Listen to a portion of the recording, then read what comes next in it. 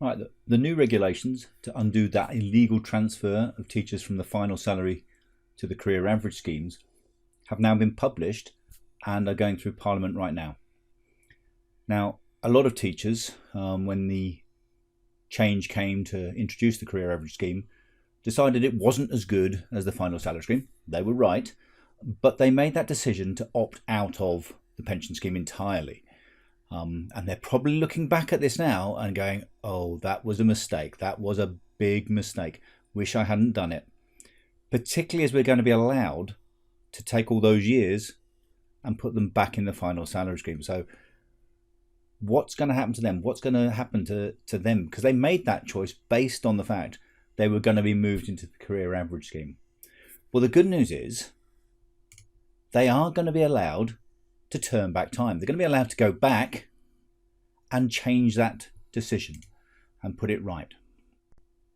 Now, they've only got until the 1st of October 2024. That's not this October, that's next October, to make the application. But the clock is ticking. So let me explain and see whether or not you think, if you're one of those who did opt out after March 2012, do you want to go back in?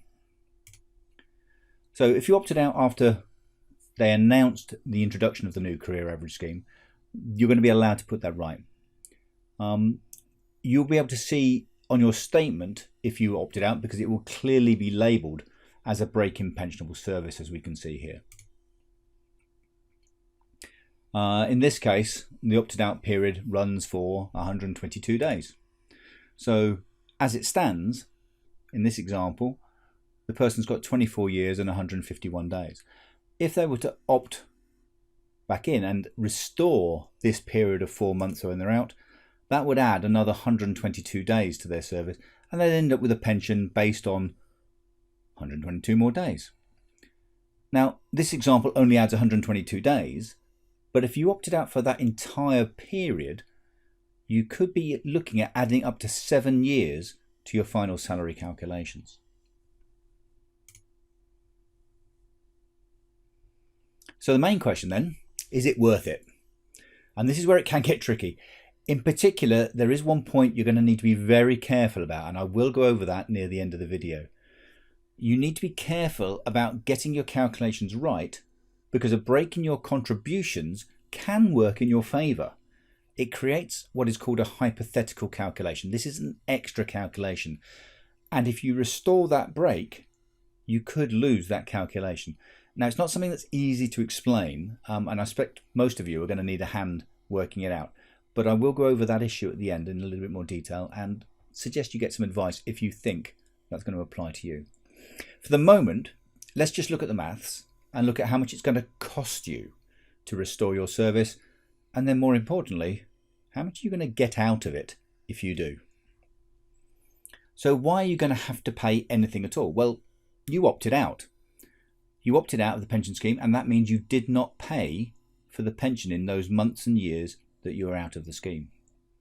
You are going to have the right to restore that service, but you are going to have to pay what you would have paid if you had stayed in the scheme. So how much is that? To make it easier, I'm going to look at this in academic years rather than financial years, just because it makes very little difference in terms of the maths, and it just makes it easier for me to look at the numbers and to look at the salaries involved. So how much it costs depends on what you were earning at the time and what percentage you should have been paying. For example, in 2015 to 2016, a UPS 3 salary was 37,871, and the pension contribution you would have been paying is 9.6%. And therefore the cost for that year is just over £3,600. And, I'm afraid, you're going to have to pay interest for these intervening years, the intervening 7 years or so. That sounds nasty, but the good news is that the interest rate that has been chosen for this is way below inflation. It is the interest rate from the National Saving and Investments Direct Saver account.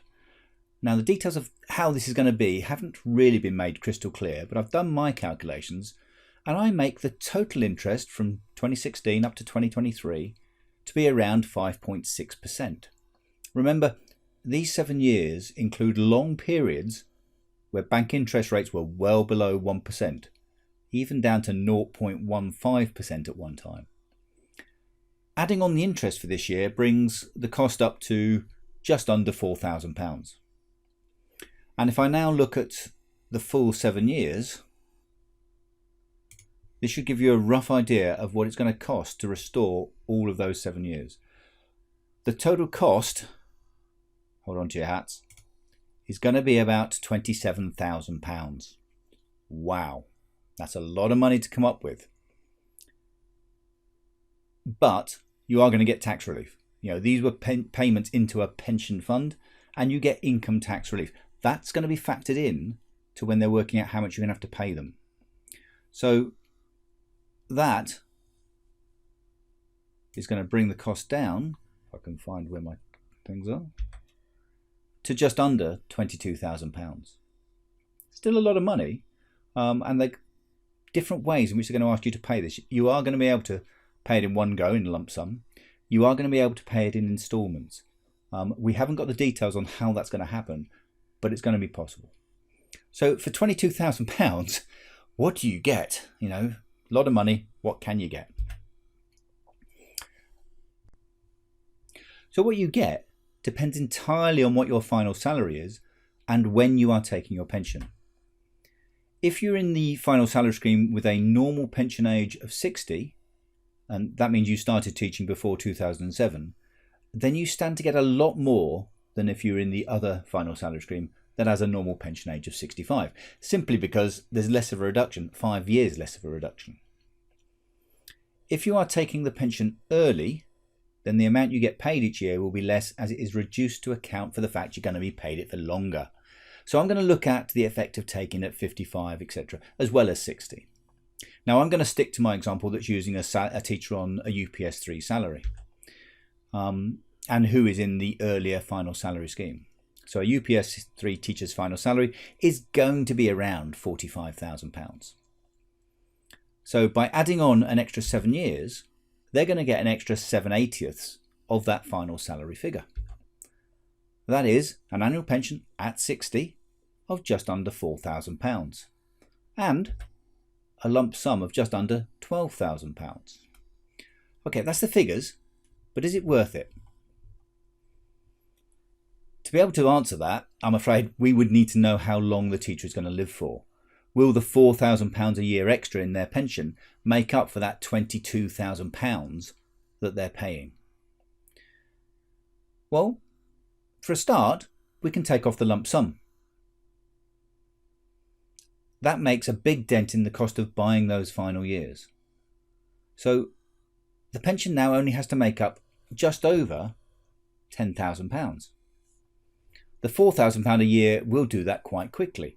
But to be fair, this part is taxed at 20%, so it's more likely to be about £3,150 a year. But that still means it will recover the costs within 4 years. That's before they reach the age of 64. And given that average life expectancy is 84, this seems to be heavily in favour of the teacher, this teacher with this example, paying to restore those 7 years. But what about the reductions they suffer if they took the pension early? The cost is always going to be the same, so it makes sense that it is going to take longer to make up for that initial cost if we cut the amount of pension and we cut the lump sum by taking them early. If you get less, then it's going to take longer to pay off that debt. So this table shows the figures from the previous slide. Taken at 60, the teacher will get 100% of the pension and 100% of the lump sum. And so it takes them just over 3 years to pay off that debt.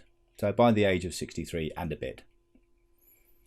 So I'll start by putting in the costs to buy those 7 years. It remains the same no matter what age the pension gets taken. So that £21,900 applies no matter what age. You've had to pay that to get the 7 years in, no matter what age you're going to do. Now, if the final salary pension is taken 1 year early at 59, you get 95.9%. That drops the pension to £3,776 and the lump sum to £11,300 odd. So that lump sum has dropped by about £500, which means that the debt we start off having to pay to make up for that £21,900 is about £500 more than if we'd waited to 60. And therefore we can now look and say, well, if we divide the debt by the pension without income tax, how many years that will take? It will take us now 3.5 years as opposed to 3.2 years.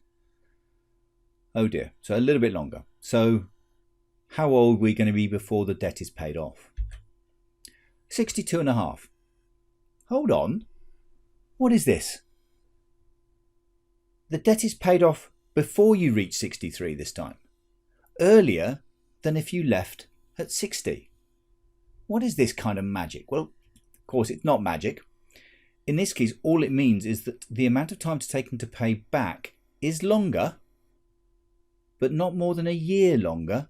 And because you're leaving a year earlier, you get to pay it off at a younger age. So let's see if it's the same for going even earlier.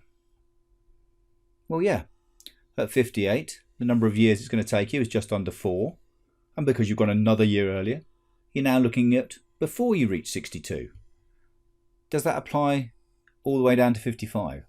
And the answer is yes, it does.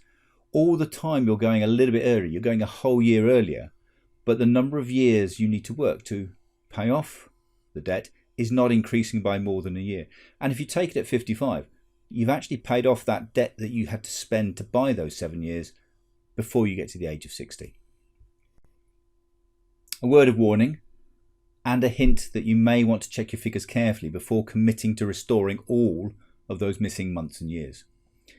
Teaching salaries have been in a long decline, and the value of salaries going back more than 10 years shows that they are worth a fair bit more than more recent salaries. For instance, we go back to 2011 and 2012 and use inflation to bring those up to 2023. You can see that at 48,000 and 47,000, those salaries are worth more than the current salary, actually quite a lot more than the most recent year. Why does that matter? Well, in calculating your final salary, remember I talked about there being a break in your service creating an extra calculation. It uses the 10 years prior to that break. And so if you had a break in 2015, you get to use the salaries from 2005 back 10 years. And those salaries could possibly be a higher value than your more recent ones. If you restore your service and remove this break completely, note my emphasis here, if you remove the break completely, then you lose the opportunity to use those older and possibly more valuable salaries. To learn more about how breaks can give you a better pension, take a look at my video called The Pay Plateau, as I hope I explain it a bit better in there. So having a break can be good if your salaries with inflation in the 10 years leading up to the break are worth more than your more recent ones. You're probably going to need a hand help working that out. You should investigate whether or not you should restore the entire period, or if you can leave a small break that may end up being more beneficial to you. Now, you're going to need to justify your reasons. The government have kind of, I think, spotted that some people may look at this and say, the only reason you're allowed to restore the break is because of the discrimination which came about through the introduction of the career average scheme. So you've got to be having the reason for you being out of the scheme can't be to do with getting a better final salary. It's about the fact you didn't want to be in the scheme, in the career average scheme. So you're going to need to justify your reasons for choosing to have a break in certain circumstances. You've got to apply before the 1st of October 2024. That's not this year, it's next year. And I've put a link on the bottom there to my other video, the Pay Plateau video. Now, as I do these videos, I do find myself creating more and more questions than I first intended to answer. But I need to go through them just for the sake of completeness. Applications to restore missing service in the remedy period have to be made before October next year. But of course, you don't get to choose which scheme you're going to use for those 7 years until you come to retire. And that could be a long way off yet.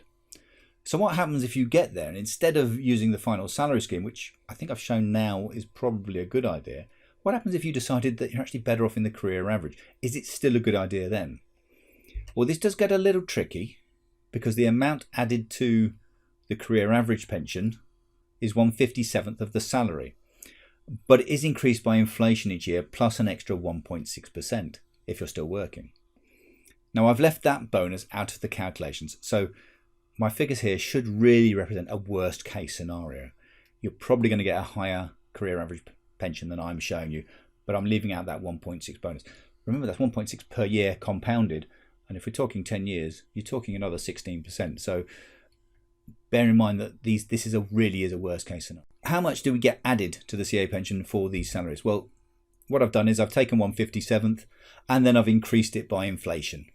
And so that's why the first one, despite you being on the lowest salary, is adding almost the most of all the other ones in there at all. And when we add that up, we get a total added to the career average pension of £5,622. Now, if we take off 20% income tax, as we've done before, it's going to take about 5 years to get back the £22,000, £21,900 that you had to pay to buy those 7 years. But it's 5 years, but it's starting from that higher age of 67, so it's going to be 72. That's still comfortably within normal life expectancy. Remember, normal life expectancy is about 84, so that gives you another 12 years on top of what you would expect in order to be paid to get this back. So what happens if you take it at 55? Well, 55 in the career average scheme is a much bigger drop because you're going back 12 years. So you're only getting 56.1%. So that's giving you that 5,600 drops right the way down to 3,150, which is only about 2,500 after income tax, and so would take 8 to 9 years to pay off the debt. But remember, you're starting at 55. 8 to 9 years is 63, 64. So that sounds very similar to the figures and the ages that we had in the final salary scheme. That was just getting under 60, if you remember. So my final words on this is, look to work out how much it will cost you to reinstate your service based on the salaries you had in those 7 years. But what I've seen, it would have to be an unusual pattern of employment for it not really to follow what I've put on this slides in this video. You've got to apply before the 1st of October 2024. At that point, they will send you the details and the facts and the numbers and the costings, etc. And you've then got a further year to make that application. I've not yet seen anything on the TPS website about how you're going to make this application, and I don't expect to see it for some time yet. You should also check to see if closing that break completely may lead to you getting a worse pension. And then you've got to make the decision about whether you put in an application for just part of the period to be restored and having to explain then to the government about why you want to break the period and apply for some and not the others. I think you can come up with good reasons for that, but you're going to have to be prepared to make that. And the government's response in the consultation includes this clearly demonstrate phrase. Now, they didn't include that for just generally applying to close the whole break and to pay for the entire period, but they've put that in here. So they're clearly saying to you, there's going to have to be a very definite reason about why you want to only apply to pay for part of it.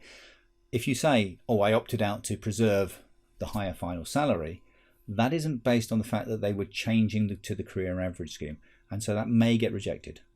You've got to be saying to them something that says, because we went to the career average scheme, I opted out, and I want to restore that. How are you going to phrase that to work out whether you can get a break kept in there somewhere? I'm not certain, and we probably won't see that detail for some time to come. But I hope this helps explain the effects of reinstating your service and how to work out for yourself if it's a good idea for you or not based on your figures. Thank you.